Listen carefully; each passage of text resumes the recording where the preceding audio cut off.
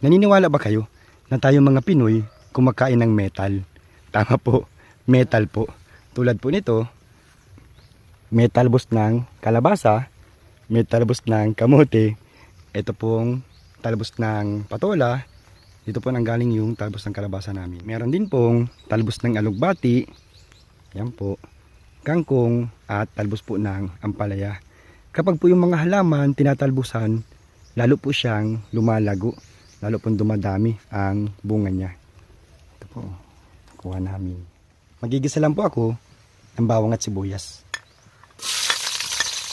Kapag luto na po yung bawang at sibuyas, ito na pong hipon ng kasunod.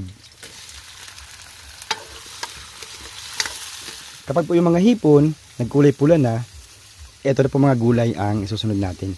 Ito po yung talbos ng kalabasa. Ito naman po yung talbos ng patola.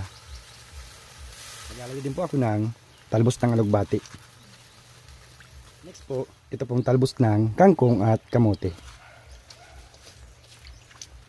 Yung pinakahuling talbos po, itong talbos ng ampalaya.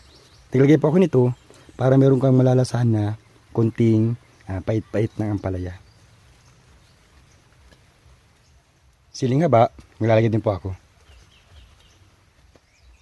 And then, takpan po muna natin. Kapag medyo nalanta na po yung mga gulay, titimplahan na po natin yan. Asin, tsaka po paminta.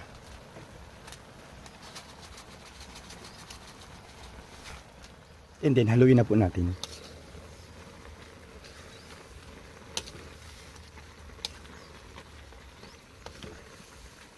At pinakahuli po, maglalagay na ako ng gata.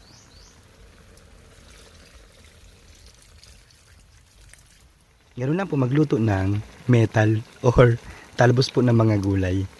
Sarap po nito. Kain po kayo. Ito na po ang aming simpleng ulam. Metal recipe o mga talbos lang po yan na may hipon. Okay. Kain na mama. Siyempre si mama ang unang titikim yan. Anong lasa ma? Manamis-namis. Puro sariwa at may gata. Yun, sarap. Yun lang po. Bye-bye.